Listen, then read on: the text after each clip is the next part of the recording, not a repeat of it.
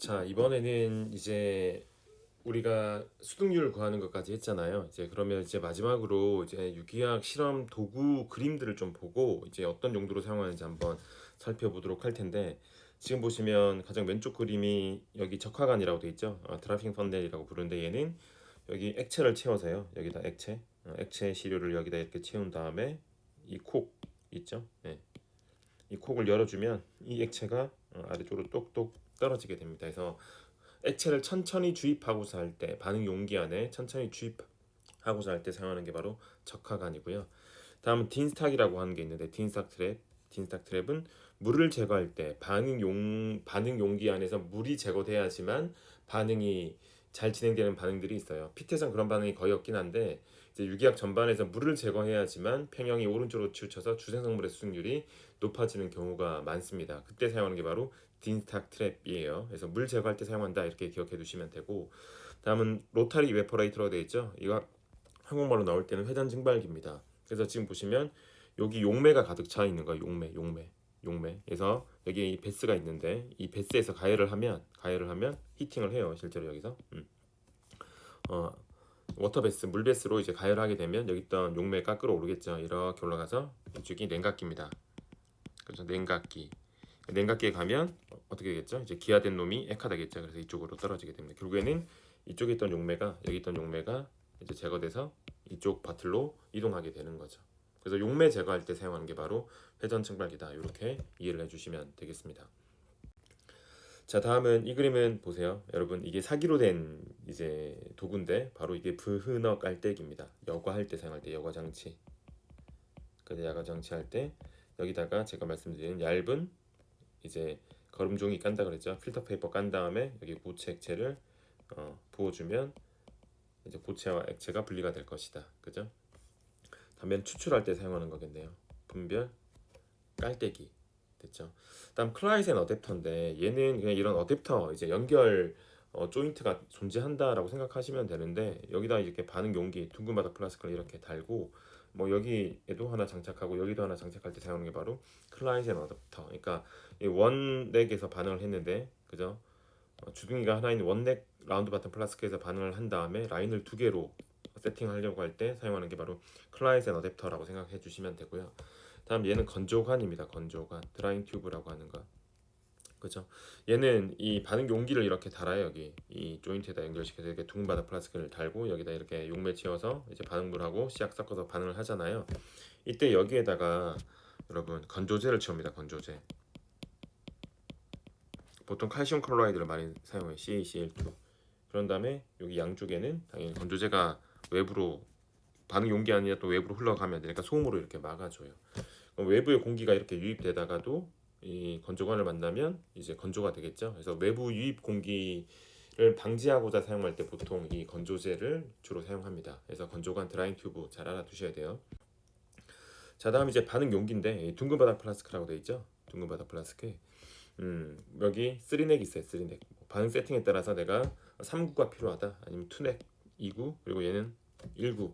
둥근 바닥 플라스크에다가 용매 채우고 이제 반응 시약, 반응 물 잘 섞은 다음에 교반시켜서 반응을 시켜주게 되겠죠. 그래서 이게 둥근 바닥 플라스크.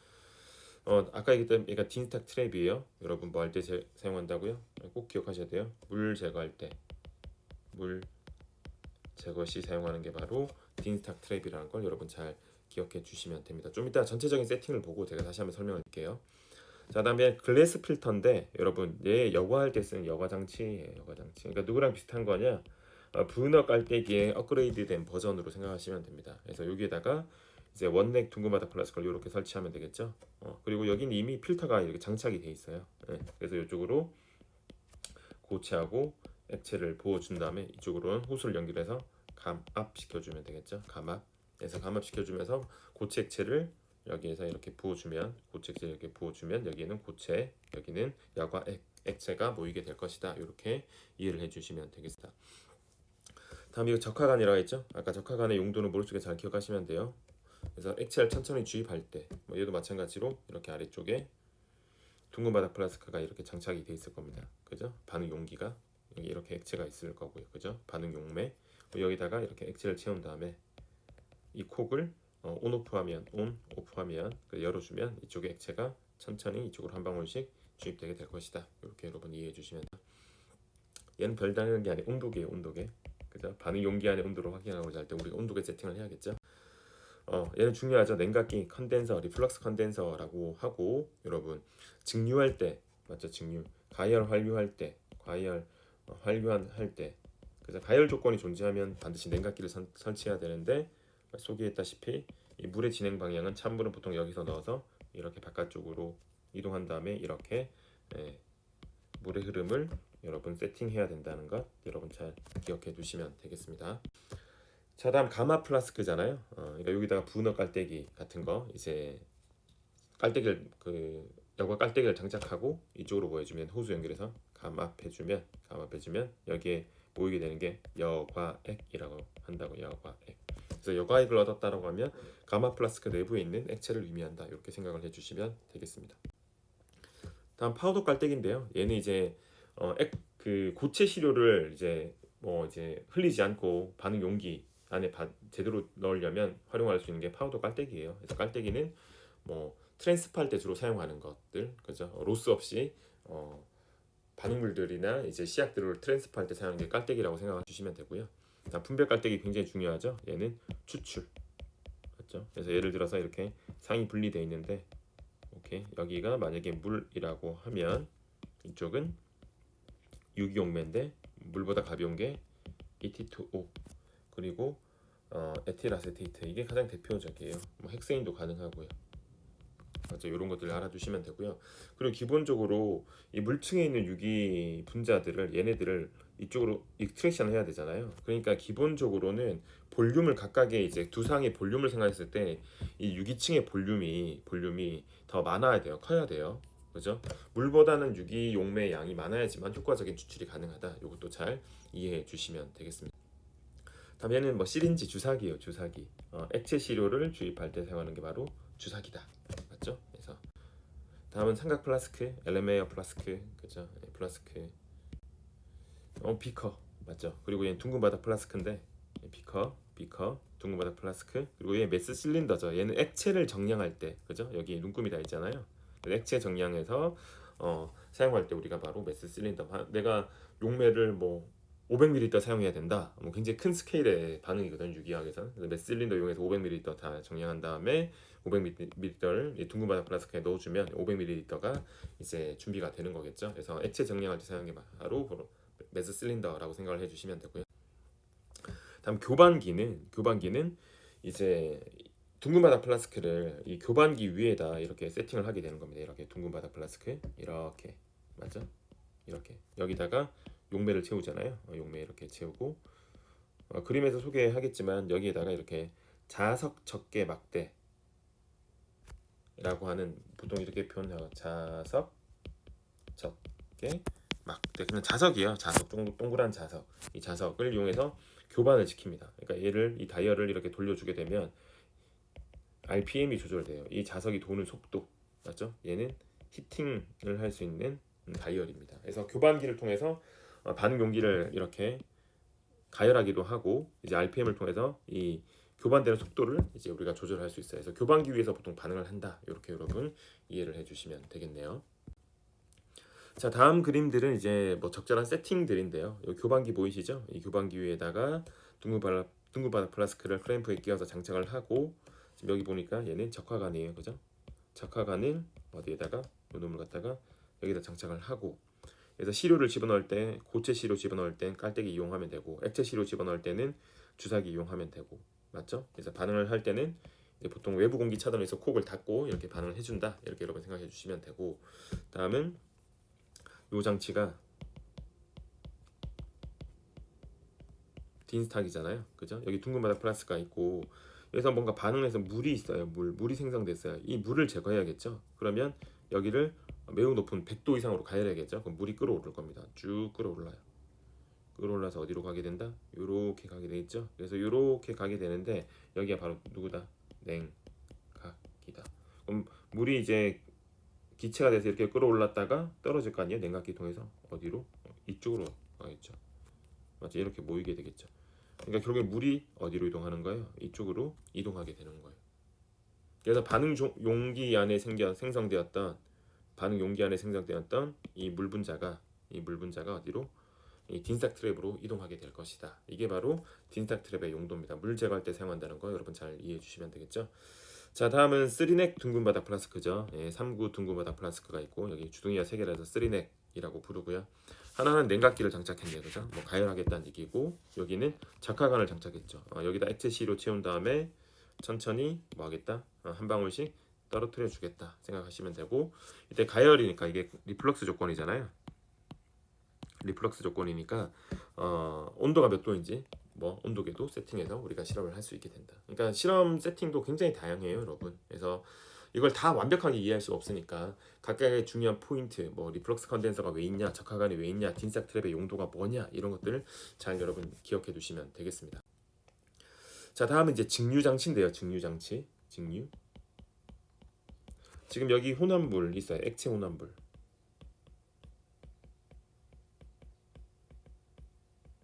액체 혼합물이 있어요. 그죠? 여기 끓는 점이 낮은 애부터 이제 이쪽으로 이렇게 옮겨지게 될 텐데 증류를 통해서 이때 지금 여기가 냉각기죠. 냉각기.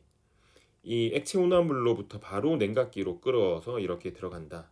그죠? 액체가 기화가 돼서 이러면 단순 증류가 되는 거고요.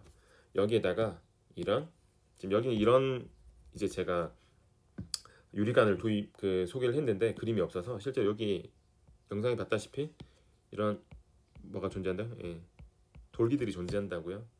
얘를 여러 가지 이제 뭐 표현 비그러스 펀넬이라고 부르기도 하고 뭐 분별 증류관이라고 표현하기도 하고 다양한 표현으로 사용하는데요. 어쨌든 이 혼합물이 들어있는 이 둥근 바닥 플라스크하고 냉각기 사이에 다시 긴 관을 하나를 더 설치해 주게 되는 거죠. 그러면 이제 뭐가 된다? 분별 증류가 된다. 그래서 여러분 이 증류법은 두 가지가 있어요. 단순 증류하고 뭐가 있다? 분별 증류가 있다. 그래서 끓는 점 차이가 크게 나면 단순 증류, 상대적으로 적게 나면 분별 증류를 하는 것이 효과적이다. 이렇게 여러분 생각을 해주시면 되겠습니다. 자, 다음은 여기가 글래스 필터예요. 그죠? 이 여과 장치죠. 여과 장치. 그래서 이 둥근 바닥 플라스크를 준비하고 이 여과 깔때기를 장착을 합니다. 여과 깔때기를 여기다 이렇게 장착을 하겠죠. 장착을 하게 되고 여기다가 고체 액체를 부어주고 이쪽으로 뭐 시킨다고요? 감압시키면 이쪽은 여과액 그리고 여기는 고체, 그죠? 이렇게 모이게 될 것이다. 여기는 고체 시료가 모이게 될 거고 여기는 여과 액체가 모이게 될 것이다. 그래서 여과 장치란 걸 여러분 잘 이해해 주시면 되고 그 다음은 컬럼이에요. 유리관이에요. 유리관. 여기다가 소음을 막죠. 근데 제가 말씀드렸다시피 이미 요즘 실험 기구는 여기 필터가 다 이렇게 장착이 되어 있고요. 그 위에다가 우리는 뭐를 해주면 된다. 이렇게 실리카젤을 넣어주면 되는 겁니다. 실리카젤을 이렇게. 그렇죠. 그런 다음에 여기다가 이렇게 시샌드를 까고 바다모래. 제가 바다모래라고 표현했죠. 실리카젤이 파이는 걸 방지하기 위해서 바다모래를 시샌드를 깔아주고 여기에다가 그 위에다가 이제 내가 분리하고자 하는 혼합물을 이렇게 조심스럽게 흡착을 시켜 로딩한다라고 표현을 넣어주면 돼요.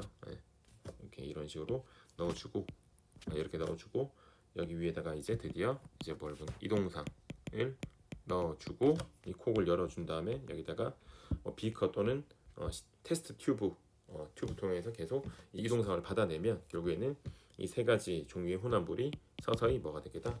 이 관안에서 분리되기 시작할 것이다. 이렇게 여러분 이해를 해주시면 되는 겁니다. 그래서 가장 왼쪽 그림 얘는 증류 장치이고요. 얘는 여과 장치고요. 얘는 컬럼 크로마토그래피를 하는 그림으로 여러분 이해를 해주시면 되겠습니다. 자, 다음 그림은 그냥 크게 중요한 건 아니고 지금 보면 여기에 컨덴서라고 냉각기라고 돼 있죠. 냉각기 가열하겠다는 얘기잖아요. 맞죠? 여기서 이렇게 가열하겠다는 얘기고 지금 이게 원넥 둥근 바닥 플라스크죠. 원넥 그죠? 1구 둥근 바닥 플라스크에다가 아까 우리가 봤던 클라이센 어댑터를 해서 투웨이로 뺀 거예요. 지금 투웨이 이렇게 투웨이로 그죠? 이렇게 라인 두 개로 뽑은 다음에 하나는 분별 깔때기로 여기 어디션 하겠다는 얘기고 여기는 온도계를 장착해 둔 거죠. 그래서 여기서 쭉 이렇게 뭔가 주입을 하게 될 테고 여기서 가열하게 되면 반응해서 쭉 이렇게 빠져나오게 될 겁니다. 그래서 이쪽으로 가서 이렇게 냉각기를 통해서 이쪽 시험관으로 둥근 바닥 플라스크로 생성물이 될 거 그죠? 여과액이 증류액이 이렇게 얻어지게 될 것이다. 이렇게 여러분 생각해 주시면 되고, 여기도 뭐 늘 나오는 거지만 여기 물 들어가고 물 나온다는 것 여러분 잘 이해해 주시면 되겠습니다. 아시겠죠? 그래서 지금 얘는 클라이센 튜브가 시험 문제 한번 언급이 된 적이 있어서, 근데 전혀 정답을 찾는 데는 전혀 상관이 없었어요. 근데 이 클라이센 튜브가 용도가 뭔지 한번 소개하려고 이렇게 여러분한테 소개를 한 겁니다. 됐죠? 자, 그러면 요까지 이제 우리 교재에 있는 그림들을 봤고요. 이제 그 다음 그림들은 제가 실험했던 실험실 그림들 한번 보여드리도록 할게요.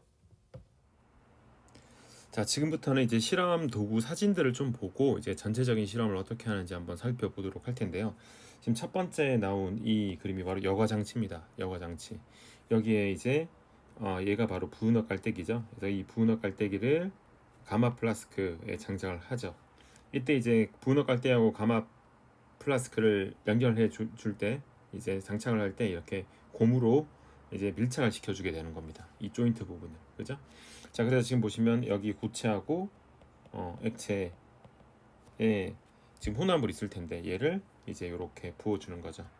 이때 당연히 분호 깔때기 위에는 뭐가 있어야 된다? 거름 종이가 있어야 된다. 맞아, 필터 페이퍼가 있어야겠죠. 그리고 이쪽으로는 감압을 시켜주고 있다.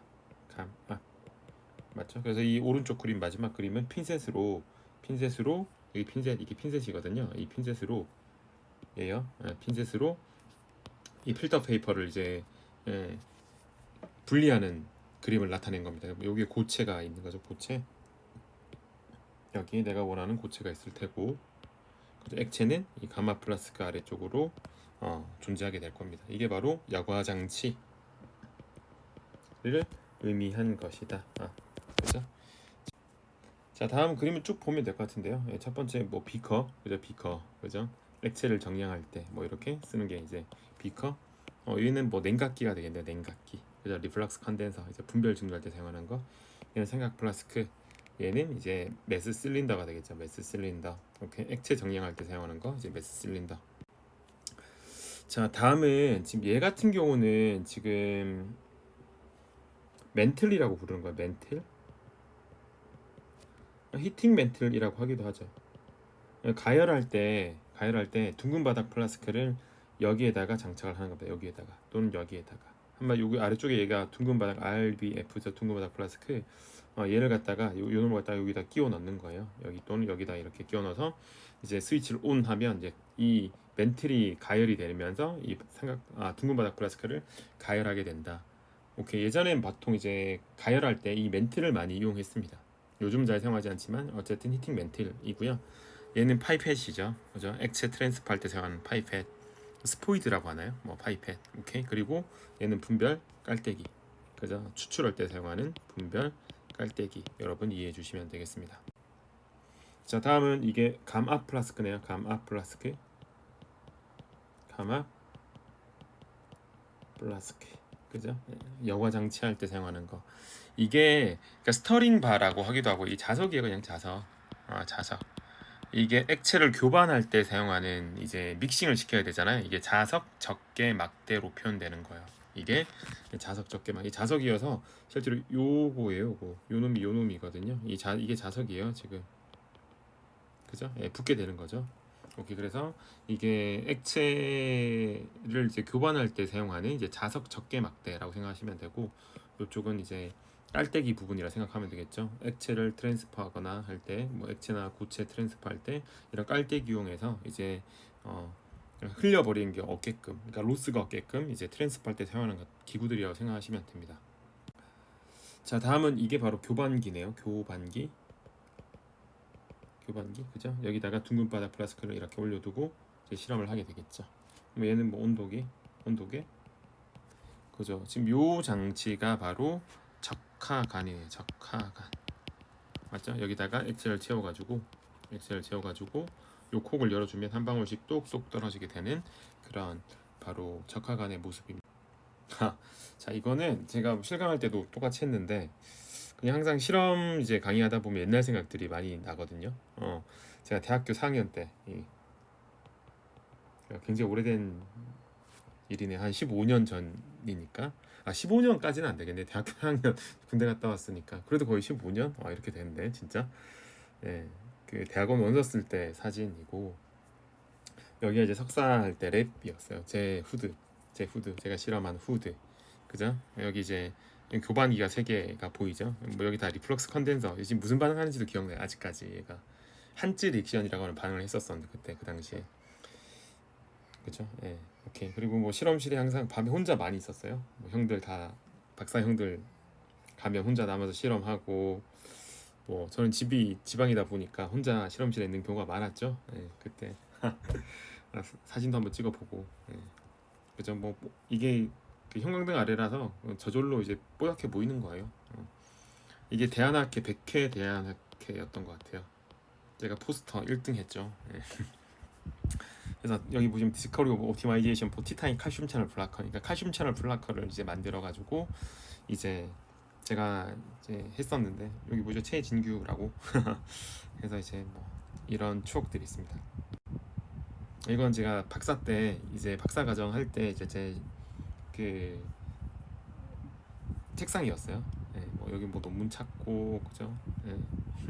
노트북으로는 뭐 야구를 많이 봤던 것 같은데 유기학 책들이 되게 많네요 여기 그죠? 왼쪽에 이게 브루스 유기학 책이고 이게 캐리라고 하는 대학원생들이 공부하는 책이고 이거는 클라이덴 그죠? 이건 서울대 화학부에서 사용하는 뭐죠 이름이? 까먹었네. 네, 서울대 화학부에서 사용하는 책이 보할트 여기 맥머리 브라운 여기 스미스 뭐 이런 책들 학원 강사도 그때 뭐 알바를 하고 있어서 가지고 뭐 많이 책 봤던 것 같아요. 얘가 제 실험 노트거든요. 이제 실험을 하려면 준비를 해야 되잖아요. 그래서 지금 보면 이런 반응물을 이용해 가지고 이런 시약을 TEA 트라이티라민 염기성 조건에서 반응해서 다음과 같은 구조를 만들 것이다. 그래서 지금 용매로 언하이드러스 DCM, 그러니까 용매 다이크로메테인을 3ml 사용해서 반응을 할 때 뭐 지금 반응물들의 스케일들이 뭐 얘는 200mg, 0.5 미리몰, 그죠? 얘는 0.1ml 집어넣으면 돼요. 되고 뭐 이렇게 했죠. 그리고 프로시저 적고 맞죠, 여러분? 여기가 뭐냐면 요거요. 이게 제가 TLC 플레이트가 유리판도 있고 알루미늄 판도 있다고 했잖아요. 저는 알루미늄 판을 주로 선호했는데 이 TLC 플레이트를 이렇게 붙일 수가 있어요. 알루미늄 플레이트를 사용하면 테이프 이용해서 이렇게 딱 붙여 놓으면 여기 요렇게 스팟 그죠? 여기가 이제 예상되는 생성물 스팟이다. 그리고 워크업 이게 퀸칭이요. 퀸칭 어떻게 퀸칭했다. 그리고 나중에 이제 분리 정지한 다음에 여기는 요 스팟이 내가 원하는 주생성물의 스팟이고 이 핵산 1대2에서 이동상 조건을 했던 것 같아요. 근데 여기 왜 물음표를 찍었을까요? 자, 어쨌든 이렇게 실험해서 65%의 수능률로 주생성물을 만들었다. 이렇게 이제 실험 노트를 적게 되는데 이게 보니까 2010년도네. 2010년도 10년 전이네요. 진짜 10년 전. 10년 전 했던 실험입니다. 자, 이게 실험실에 뭐 시약 그 장이라고 하는 거죠. 그래서 여기 알파벳 순서대로 이렇게 시약들을 다 모아두고 여기 뭐 컬럼 관도 보이고 여기 분별 깔때기들 보이죠. 오케이, 여기 둥근 바닥 플라스크들도 좀 보이고 삼각 플라스크도 보이네요. 그죠? 여기 뭐 이제 액체나 고체 시료들 이렇게 있고요. 지금 얘가 NaH네요. 소듐 하이드라이드 우리가 H- 염기로 쓴다고 하죠. 얘는 포타슘 터셔리 부톡사이드 그죠? 고체들이에요. 고체들. 그래서 참치캔 같은 데 들어있어서 이 뚜껑을 따서 사용을 합니다. 얘는 그냥 보여서 찍었던 것 같아요. 납탈렌 맞죠? 얘 벤질 브로마이드네요. 벤질 브로마이드 이 구조요. 아이고, 벤질 브로마이드 벤젠고리의 CH2BR 뭐 이 구조. 그러니까 이런 시약들 이용해서 우리가 실험을 하게 되는 거죠. 자, 얘네들은 용매입니다. 용매. 헥세인, 다이클로로베테인, 에틸알코올, 에틸아세테이트, DMF, 다이옥세인, 에틸이서 이런 용매들이에요. 그래서 이런 용매들을 이제 사용해서 반응을 하는데 실제로 이런 용매들을 사면 뭐 퓨어하다고 하는데 하이 퓨리티라고 표현하긴 하지만 실제로 불순물들이 많이 포함되어 있어요. 그래서 이 불순물들을 정제해서 이제 반응 용매로 사용하는 것이 일반적이다. 이렇게 여러분 이해해 주시면 되고 당연히 액체니까 보통 증류를 통해서 이제 용매를 정확하게 증류해서 순수한 용매로 이제 반응을 하면 이제 정확하게 반응이 진행되겠죠. 자, 얘는 이제 제가 그 박사 때 실험했던 제 후드예요. 그래서 교반기가 보통 이렇게 3개, 하나, 둘, 3개 이렇게 한 거고요. 여기 회전 증발기 보이시죠? 용매 제거할 때 사용하는 거. 그래서 여기 하나, 둘, 세 개 있고 여기 오른쪽에 회전 증발기가 있고 얘는 이제 N2 질소통이에요. 보통 반응을 할 때 이제 질소 기체에서 많이 반응하거든요. 이제 외부 공기의 유입을 차단해야 되는 반응도 많기 때문에 이제 N2 기체에서 반응할 때 이게 질소통 이용하게 됩니다. 자, 얘가 이제 여러분 증류 타워예요. 증류 타워. 증류탑이라고 하는데 증류탑. 여기 이제 이게 여기 용매가 들어 있는 거죠. 그죠? 이걸 끓이는 거예요. 이렇게 가열해서 이게 멘틀이잖아요. 그러니까 멘틀 아까 히팅 멘틀. 그래서 쭉 끓이면 이렇게 액체가 쭉 올라가서 밑까지 올라가면 여기 냉각기가 있다고요. 냉각기에서 액체가 다시 떨어지겠죠. 이렇게 떨어질 때 밑으로 떨어지지 못하고 이렇게 아래쪽까지 이렇게 쭉 아래로 떨어지지 못하고 어디에 모이게 되냐? 여기에 모이게 돼요. 여기. 그래서 이제 증류된 용매가 여기 불순물이 포함된 용매가 증류되어서 순수한 용매 이렇게 얻게 되는 거죠. 이 용매를 이용해서 우리가 보통 반응을 하게 된다. 이렇게 이해해 주시면 됩니다. 뭐 당연히 이제 그 고체 반응물들은 당연히 밸런스 가지고 저울 가지고 웨잉을 해야겠죠. 그래서 웨잉해서 정량해서 넣어주면 되는 것이고 지금 이건 제 후배가 실험했던 거 찍은 것 같은데 둥근 바닥 플라스크를 막 교반기에다 2개씩 올려놓고 질소기체 여기 질소기체가 이렇게 버블링 되고 있는 거예요. 그죠? 공급되고 있는 상황이고 질소기체 하에서 이렇게 반응을 쭉 시키고 있는 그림입니다. 그죠? 네. 여기는 지금 뭐냐 이제 가열 환류 리플럭스라고 되어 있죠. 지금 여기 있는 이 둥근 바닥 플라스크를 여기가 오일이에요. 오일. 그죠? 오일 베스라고 보통 얘기하는데 오일 베스에 담궈 가지고 히팅을 하는 거죠. 히팅 가열. 그러면 이 둥근 바닥 플라스가 아주 균일하게 오일을 이용해서 가열하니까 균일하게 가열되고 당연히 가열하니까 뭐가 필요하다? 냉각기가 필요하다. 그래서 오일이 없을 때는 이게 바다 모래예요. 바다 모래에 파묻어 가지고 이렇게 히팅하기도 합니다. 가열하기도 합니다.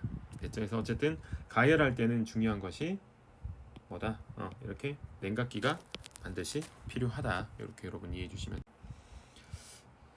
자, 지금은 이제 이게 디스틸레이션을 하는 그림인데 이건 제가 한 게 제 후배가 한 건데 제가 이거 아직도 기억나는데 여기에 이놈이 들어 있는 거예요. 근데 이놈이 이 상태로 존재하지 않죠. 쟤네들끼리 DL셀과 반응해서 무슨 형태로 존재하죠? 다이머 형태로 존재하잖아요. 이 다이머를 다시 레트로 DL셀 돼서 모노모로 바꿔야겠죠. 이 모노모로 바꾸는 과정이에요. 여기가 이제 이 둥근 바닥에 다이머가 들어있고 이렇게 증류를 하게 되면 여기에 모노모, 그죠? 네. 그래서 사이클로펜타다이의 모노모가 이렇게 존재하게 되는 겁니다. 그래서 우리는 요 녀석을 가지고 DL셀과 반응을 하게 되는 거죠. 냄새가 많이 나요. 냄새. 그래서 얘가 DL셀과 반응하려고 하는구나. 이제 우리가 알 수 있게 되는 거죠. 자, 이건 제 실험이었던 것 같은데 이게 바로 딘 스탁입니다. 그죠? 뭐 할 때? 물 제거할 때. 그래서 지금 여기 반응 용기 둥근 바닥 플라스크가 있죠. 여기에서 물이 발생할 거라고요. 그럼 물이 요렇게 끓어가지고 요렇게 어디로 올라간다? 냉각기로 가죠. 그런 다음에 물이 어디로 떨어질 거다? 아래쪽으로 요렇게 떨어져서 여기 있던 이 물이 결국에는 궁극적으로 어디로? 요 트랩으로 이동하게 될 것이다. 그래서 물 제거할 때 사용하는 게 바로 딘 스탁 트랩입니다. 그죠? 네, 그래서 이렇게 가열돼서 물이 이렇게 가열돼서 이렇게 백두산으로 가열하면 이렇게 올라갔다가 다시 어떻게 된다? 이렇게. 그래서 여기 물이 이렇게 모이게 되게 된다. 이게 딘스탁 트랩이라고 기억해 두시면 되겠습니다. 그래서 지금 제가 이제 여러분 리액션을 하고 있는 그림이에요. 둥근 바닥 플라스크에다가 반응을 이렇게 시키고 있는 거죠. 여기 조만하게 보이긴 하는데 여기 이제 자석 적게 막대가 있죠. 이 자석 적게 막대가 여기도 잘 보인다. 여기. 그죠? 이 교반기 RPM을 딱 조절하면 이게 막 돌면서 이제 액체를 용매를 막 교반시켜 줍니다. 자, 얘는 여기 수소화라고 되어 있잖아요. H2 환원은 반응이죠. 환원. 근데 얘는 뭐 100기압 막 이렇게 할 때 보통 이제 100기압 이렇게 뭐 50기압 뭐 30기압 굉장히 고압 조건에서 반응할 때 이런 오토클레이브라고 하는 기구를 이용해서 수소 기체를 굉장히 고압으로 밀어넣게 됩니다. 일반적인 반응 용기에서는 당연히 안 되죠. 그래서 이런 세로덴 막 이런 기부 이용해서 굉장히 고압의 여러분 H2를 집어넣을 수 있죠. 그래서 우리 수준에서는 보통 이제 수소 풍선을 이용해서 수소와 반응하니까 보통 고압 조건의 H2는 크게 중요하지 않습니다. 우리 비트에서는. 원래 실험에서는 이렇게 압력 밥솥 같은 데서 이제 실험을 하게 된다 정도만 여러분 기억해 두고 자, 지금 보시니까 여기에 있는 요 그림이 바로 분별 깔때기죠. 이제 반응이 끝난 다음에 전처리를 하는 과정이죠. 요렇게 여기 층분리 되는 거 보이세요? 층분리. 여기 층분리. 이렇게 층분리가 됐죠. 여기가 아무래도 유기층일 겁니다. 그죠? 물보다 가벼운 용매로 추출한 거 이게 H2O 물층일 거예요. 그럼 이제 나는 유기층을 얻어야겠죠? 그죠? 유기층을 얻은 다음에 건조를 하잖아요. 이때 건조제로 사용하는 게 뭐라고요? 무수, Mg, SO4 맞죠? 무수 항산 마그네슘이라고 돼 있죠. 무수. 여기도 언하이드러스 이게 무수란 뜻이에요. 무수, Na2, SO4 이렇게 이용한다고요. 그죠? 그래서 얘네들이 다 고체 시료예요. 고체 시료. 그래 지금 아까 전에 분별 깔때기에 얘가 유기층이었고 여기가 물층이었죠. 그죠? 내가 원하는 생성물은 무슨 층에 존재할 거다? 유기층에 존재할 거니까 이 유기층에 누굴 집어넣은 거예요? 건조제를 집어넣어 준 거죠. 그래서 다음 같이 된 겁니다. 그래서 지금 여기 액체와 고체가 섞여 있는 상태죠. 그래서 액체와 고체를 분리해야 될 겁니다. 그때 하는 게 뭐라고요? 여과죠. 이게 분호 깔때기를 사용해야 되는데 이렇게 글래스 필터라고 하는 기구를 사용해도 된다. 글래스 필터. 그래서 여기다가 이렇게 고체하고 액체를 부어주게 되면 아래쪽으로 액체, 위쪽으로 고체, 이쪽으로 뭐 시켜주면서 감압 시켜주면서 이해하시겠죠? 오케이. 이렇게 해서 여과장치는 고체하고 액체, 이 여과장치 고체하고 액체를 분리할 때 사용하는 것이다. 이렇게 이해를 해주시면 되겠습니다. 그런 다음에 이제 고체하고 액체를 분리했으면 여러분 액체를 제거했죠. 용매를 제거했죠. 이게 바로 로타리 베퍼레이터, 회전 증발기라고 부른다고요. 용매 제거할 때. 그래서 여기 용매가 들어있는데 이 용매가 가열하게 되면 그죠? 감압 조건에서 가열하게 되면 이거 쭉 끌어올라서 어디로 올라간다? 냉각기. 그래서 이쪽으로 떨어지게 된다. 그래서 결국에는 이쪽에 있던 이 용매가 어디로? 이쪽으로 이동하게 될 것이다. 그래서 용매가 제거됐어요. 됐나요? 막 이게 돌아가면서 그죠? 이 베스 모터 베스에서 막 가열하고 여기서 히팅하고 하면 쭉 끌어서 이렇게 용매가 제거되게 되죠. 됐나요? 자, 그래서 용매를 지금 제거하는 모습이에요, 이 그림들이. 그래서 9시 뉴스에 보통 이 그림들이 많이 나오죠. 얘가 뺑뺑뺑뺑 돌아가면서 이제 용매가 제거되는 그림들이 많이 나옵니다. 그래서 이제 용매를 제거하고 남으면 다음같이 된 거예요. 오케이? 그럼 여기가 내가 원하는 주 생성물도 있지만 내가 원하지 않는 부반응의 생성물, 부생성물도 분명히 존재할 거라고. 그죠? 그러니까 지금 요까지가 우리가 생각해 보면 지금 그림들을 쭉 보면 반응을 준비하고 실험도 또 보였죠. 그죠? 그래서 용매도 정지하고 그런 뭐 증류탑도 보여드렸잖아요.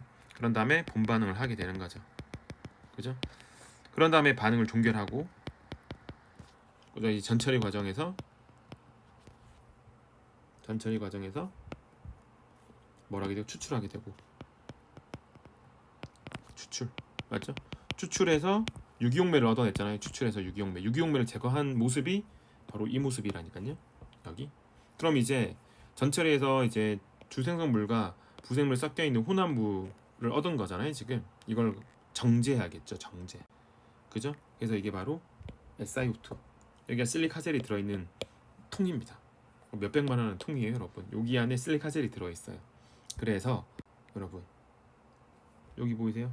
여기 이렇게 요게 SiO2를 패킹 시킨 겁니다. 그래서 실제로 저는 이 동상 있죠. 여기 이 동상 내가 사용하고자 이 동상에다가 SiO2 이렇게 반죽합니다. 그냥 반죽이라 할게요. 이렇게 삼각형하게 반죽한 다음에 이 얘를 갖다가 이 관에다가 부어준 겁니다. 이렇게. 그래서 이 동상이 쭉 빠져나오겠죠. 그러면 여기 안에는 누구만 이제 딱 존재하는 거예요. SiO2만 이렇게 딱 패킹이 되게 되는 거죠. 그래서 실리카 패킹이라고 표현됐어요. 그죠? 그래서 여기 위에다가 아까 제가 말씀드렸던 것 같은데 누구 간다고요? 시샌드 바닷물에 깔아주는 거죠. 이렇게 바닷물에. 오케이. 그런 후에 여기 보이세요, 여러분? 이렇게 뭐 된 거예요? 아까 혼합물 아시죠? 혼합물을 로딩한 거죠. 이 혼합물. 그런 다음에 여기 이렇게 이동성을 부어서 뭘 한 거다? 컬럼을 한 거다. 그래서 이렇게 테스트 튜브 시험관을 계속 바꿔가면서 이렇게 계속 컬럼 크로마토그래피, 관 크로마토그래피를 하게 됩니다. 그러면 여기도 혼합물이 용매에서 쭉 빨려 나오겠죠. 이렇게 나오면서 결국 혼합물은 뭐하게 될 것이다? 분리되게 될 것이다. 됐나요? 자, 그래서 이렇게 테스트 튜브를 받고 있는 모습이에요. 그렇죠? 여기서 보통 뭐 1번, 2번, 3번, 4번, 5번, 6번, 7번, 8번, 9번, 10번 이렇게 10개, 10개 뭐 이게 이거 다 받으면 40개 받는 거네요. 그죠? 이게 40개를 받은 다음에 여기가 지금 여기 이게 모세관이잖아요. 모세관. 이게 모세관이에요. TLC 찍어야죠. TLC 찍어야지. 여기 딱 이렇게 TLC 프레스 준비하고 1번, 2번, 3번, 4번, 5번, 6번 딱 한 다음에 이 모세관 이용해서 1번 시료 찍고 2번 시료 찍고 3번 시료 찍고 맞죠? 계속 4번, 5번, 6번 여기 시료를 계속 이렇게 스파팅 해야겠죠? 그래서 전개시켜서 내가 원하는 생성물이 몇 번 시험관에 존재하는지 확인한 후에 그 시험관만 골라서 모아야 되는 겁니다. 맞나요? 그죠? 그래서 지금 보면 계속 받고 있어요. 아까 1번 받았고 지금 1, 2, 3, 4, 5, 6번 받고 있는 상황이네요. 그죠? 그런 다음에 제가 방금 말씀드렸던 것처럼 이 시험관에 있는 것을 하나, 둘, 셋, 넷, 뭐 5개 이렇게 해서 지금 전개시키고 있는 그림이죠. TLC를 전개. 맞죠? 그래서 내가 원하는 생성물이 몇 번 테스트 튜브에 존재하는지 시험관에 존재하는지 확인하는 과정으로 여러분 이해를 해주시면 되겠습니다. 자, 그런 다음에 여러분 내가 원하는 테스트 튜브를 모았잖아요. 시험관을 이렇게 모아가지고 이렇게 모아서 이렇게 모았을 거 아니에요. 뭐 나는 3번부터 6번까지 뭐 이렇게 이렇게 4개의 테스트 튜브에 시험관에 내가 원하는 생성물이 있었으면 얘를 다 모은 다음에 회전 증발기 이용해서 용매를 다 제거하고 그런 다음에 이 하이 베큐움이라고 부르는 고진공이거든요. 이 진공관에다가 매달아 두는 거예요. 생성물 최종 파이널 프로덕트를 지금 건조하고 있는 그림입니다. 건조 완벽하게 왜 용매를 완벽하게 제거해야 되거든요. 오케이, 요까지가 이제 실험이 완료된 거예요. 그래서 우리는 이제 이게 용매가 완벽하게 제거돼서 건조가 완벽하게 되면 이제 여기 드라잉이라고 표현되어 있죠. 파이널 프로덕트 드라잉 한 후에 이제 이 생성물이 내가 만든 분자가 정말 내가 제대로 만든 건지 확인하는 과정을 거치게 되는 겁니다. 확인했는데 분광학 통해서 기계 통해서 확인했는데 잘못됐으면 이때까지 한 거 다 허사죠. 여러분 됐죠? 오케이. 자, 그래서 뭐 이제 이렇게 실험을 마무리하고요. 지금 이제 기구들 몇 개 보여드릴 텐데 HPLC라고 하는 뭐 기계인데요. 우리 PT에서 크게 중요하지 않아요. 라세미 혼합을 분할할 때 사용하는 겁니다. 라세미 혼합을 분할할 때 이게 HPLC. 뭐 제 기억으로 이게 뭐 1,000만 원, 1,000만 원, 1,000만 원, 1,000만 원 이 정도 이렇게 한다고 들었는데 굉장히 비싼 고가의 장비였죠. 그래서 여기 보시면 카이랄 ODH라고 돼 있잖아요. 카이랄 셀 ODH예요. 이게 뭐라고? 카이랄 고정상. 라세미 혼합물 분할할 때 사용하는 카이랄 고정상이 들어가 있는 셀이란 얘기예요. 굉장히 비싼 셀이에요. 몇 백만 원씩 해요 하나에. 자, 그래서 뭐 이거 가지고 제가 실험을 한 건데, 자 얘는 진짜 실강할 때는 하나도 안 보였는데, 자 보시면 여기 이 면적하고요, 여기 이 면적이 50대 50이에요. 그러니까 한마디로 이게 뭐냐, 라세미 혼합물이란 뜻이에요 지금. 그런데 어떤 반응을 했더니, 한마디로 여기 카이랄 촉매를 가지고 반응을 했더니 이 두 면적이 66대 33이래요. 몇 퍼센트죠? 33% 슬프다. 그죠 여러분? 이가 그렇게 훌륭하지 못했어요. 제가 그래서 카이랄 촉매를 이용해서 카이랄 분자를 만드는 실험을 조금 했었는데, 그러니까 이 값이 그렇게 훌륭하지 못해가지고 재미가 없었어요. 뭐죠? 이렇게 이제 우리가 여러분 거울상 초과량을 뭐 HPLC 통해서 우리가 확인할 수 있고요. 얘가 R인지 또는 얘가 R인지는 알 수가 없어요. 분리해서 이제 다 나머지 과정을 더 수행해야지만 어떤 게 R별이고 어떤 게 S별인지 알 수 있게 됩니다. 어쨌든 이게 거울상 초과량의 의미, 어떤 의미인지 아시겠죠? 자, 뭐 프레벨시 이런 건지 알 필요도 없을 것 같고, 마이너스 좋은 반응 해야 되잖아. 마이너스 40도 반응, 마이너스 78도 반응, 이런 로텐베스 여기 마이너스 78도 이렇게 세팅해서 딱 반응하면 반응 용기압이 마이너스 78도씨가 돼서 이제 좋은 반응을 할 수 있게 되는 거예요. 이 폴라리메터예요 여러분. 편광계 여기 창 보이시죠? 이 창에 몇 도라고 뜹니다. 편광계. 그래서 카이랄 반물은 반드시 알파 D를 계산해야 되잖아요. 그래서 알파 값 측정하는 기구가 바로 편광계다. 이렇게 여러분 이시면 되겠죠? GC 이것도 몰라도 될 것 같고, 크로마토그래피 하는데 GC, IR 뭐 이것도 이제 뭐 우리 PT에선 전혀 나올 가능성이 없고, 요거는 뭐 오존에이터, 오존 됐죠? 지금 보시면 이쪽으로 O2가 들어가요. 이렇게 이렇게 O3가 나오는 거죠. 이 O3가 나오는 라인을 반응 용기 안에 둥근 바닥 플라스크에 연결시켜서 버블링 시켜서 오존을 가포화시키게 됩니다. 그러면 이제 오존이 가포화되게 되면 푸르스름한 색깔이 띠게 돼요. 용매가. 그럼 이제 가포화된 상태로 이해하고 이제 우리는 가오존 분해 반응이 진행되고 있겠구나. 그러니까 알켄이 O3랑 반응해서 몰 오존아이드가 만들어지고 몰 오존아이드가 오존아이드로 재배열하고 있겠구나. 이렇게 여러분 이해를 해주시면 돼요. 이게 오존 발생기요. 뭐 이런 것들 이용해서 실험합니다. 자 그러네요.